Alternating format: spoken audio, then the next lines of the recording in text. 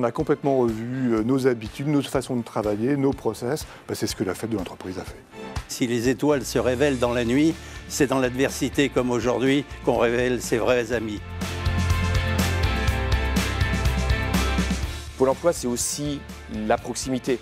Donc c'est plus de 700 conseillers entreprises qui sont à disposition des entreprises en proximité sur toute la région Auvergne-Rhône-Alpes. Le concept est innovant en soi, d'apporter des box au domicile des clients, leur permettre de rester chez eux, de ne pas louer de camion, c'est un véritable confort. Le concept, dès qu'il est connu, il plaît énormément, il fait l'unanimité. Nos clients, lorsqu'ils appellent, ils nous le disent. Donc ce qu'on nous souhaite, c'est de se faire connaître encore plus. Nous sommes donc un opérateur de transport public et à ce titre, nous sommes un acteur du lien social sur le territoire. Nous sommes dans la vie des gens et des habitants. Et pour bien faire notre mission, d'ailleurs, on développe des partenariats sur ce territoire. On va aider le salarié dans cette dynamique d'aller chercher un projet qui l'intéresse dans son entreprise et pas ailleurs. Nous, notre objectif, c'est de le préparer comme un sportif. Il est prêt à se mobiliser pour une nouvelle mission dans l'entreprise. On a essayé de s'inspirer de nos clients qui sont réactifs, agiles, pour changer nos méthodes de travail et apporter une offre de services adaptée à la pandémie que l'on vit. C'était un pari dès le premier jour, on a cherché pendant 2 ans comment y arriver. On a développé ensuite ce procédé breveté unique qu'on est les seuls à utiliser. Et aujourd'hui, avec des grands principes dont l'absence totale d'oxygène, on est capable de prendre n'importe quel grand vin tranquille et de le transformer, de le faire passer en échantillon et d'offrir la même expérience de dégustation que si vous ouvriez la bouteille de 75 centilitres.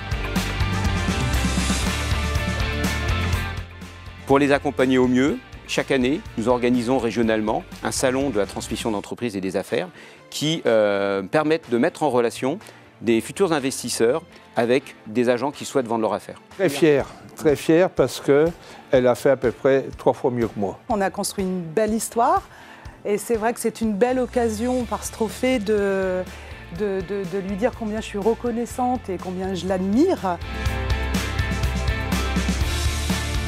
On se sent vraiment en résonance avec ce trophée du meilleur espoir, puisque Alpetis a été créé par des entrepreneurs lyonnais autour de l'engagement sociétal, aider les assurés à prendre soin de leur santé pour la préserver le plus longtemps possible. On croit vraiment à une bio qui est très cohérente et la consigne c'est 80% de gaz à effet de serre en moins, 79% d'énergie en moins, 33% d'eau en moins, c'est vraiment game changer en termes d'écologie et on voit qu'en tant qu'entreprise on peut faire le bien, nous on a créé OE pour ça.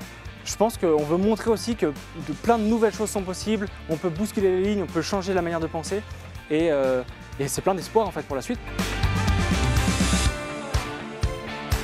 On les forme bien sûr, on a de plus en plus de jeunes qui s'ouvrent à des fonctions ou des postes, qui créent leur propre structure ou qui rentrent en start-up, ça fait partie aussi des nouvelles générations. J'ai eu l'occasion de partir pour des grands groupes et puis je voulais revenir à un projet beaucoup plus proche de la nature. Et donc on a lancé l'aventure Novini. La solution en fait permet aux vignerons de suivre, de vendre par le biais de boutiques en ligne. Pour EDF, énergie et environnement, c'est intimement lié. Donc 14 ans, c'est un signe de fidélité. Et c'est aussi l'occasion de marquer toute l'importance qu'on accorde à ces notions de transition énergétique, d'environnement. Et je crois que ce soir, on a l'occasion justement de mettre en lumière des réalisations parce que si on en parle beaucoup, on a besoin de rendre les choses concrètes. Vous avez réussi à packager une solution qui est facile à installer, facile à proposer, avec une vision économique assez claire, assez simple pour celui qui s'engage dans le sujet. Bravo, c'est une très belle initiative, et une belle audace. Des impacts réels sur l'environnement à travers les économies d'eau et d'énergie. Nous, la valeur ajoutée, c'est l'homme. On a à ces PME un humanisme à cran, je dirais, qui est l'ADN de ces petits chefs d'entreprise. Nous sommes devenus un acteur européen, puis global,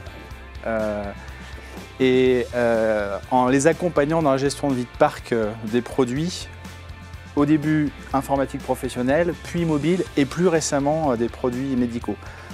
Avec pour objectif d'avoir des produits reconditionnés de qualité avec le même niveau de service que des produits neufs. C'est une région qui est enracinée mais qui est dynamique et aussi portée vers l'avenir.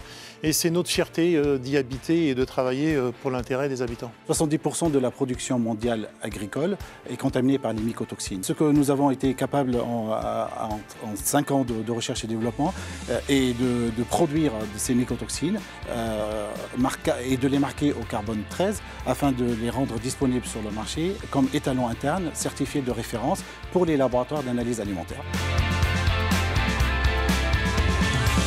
Euronews, effectivement, aujourd'hui, c'est 150 millions de personnes qui nous consomment tous les mois, en fait, partout dans le monde, dans plus de 200 pays dans le monde. Nous développons des modèles cellulaires complexes en 3 dimensions pour la recherche médicale, que ce soit dans le cadre de la lutte contre le cancer ou le soin de la peau. C'est un virage technologique que nous avons pris il y a 6 ans avec mon associé, le professeur Colin McGuckin, qui est très honoré de ce prix, où on a décidé de passer d'un mode manuel, artisanal, à un mode semi-industriel automatisé en utilisant la bioimpression 3D.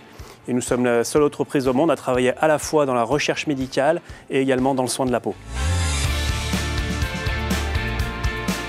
Chaque crise a quelque chose de sympathique, c'est que ça nous a obligés à aller sur le distanciel, à aller sur le numérique, à aller plus vite, à avoir une proactivité. Et donc moi je trouve que c'est très bien. On s'est battus comme des lionnes, je pense, toute l'année. Et je crois que c'est pour ça qu'aujourd'hui aussi on nous remet ce prix-là. On va aller trouver des lieux en fait qu'on rénove de A à Z et dans lequel on va pouvoir donc installer toute cette digitalisation, toute cette numérisation qui va nous permettre de piloter à distance l'ouverture des suites. Transition énergétique avec l'appel au solaire photovoltaïque comme on l'a vu dans le film, également à la géothermie de façon à être autonome en énergie thermique et en énergie électrique. Donc c'est ce village autonome en quelque sorte qui est une des représentations de nos projets. Donner un axe, de donner un exemple et voilà, que les gens puissent suivre cet axe. À partir du moment où vous avez reçu, que ça vous a guidé, que ça vous a aidé dans un développement d'un projet quel qu'il soit, c'est complètement naturel de le restituer, de le rendre. Le slogan, c'est « Ne vous demandez plus, demandez-nous ».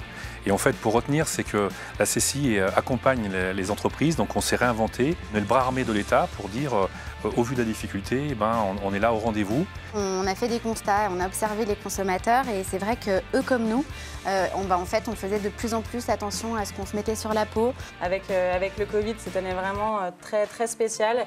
On a vraiment fait des merveilles et c'était une année extraordinaire pour nous. On est extrêmement fiers, extrêmement heureuses de le recevoir et on le dédie évidemment à cette équipe formidable qui nous épaule tous les jours et qui nous permet de faire ces merveilles.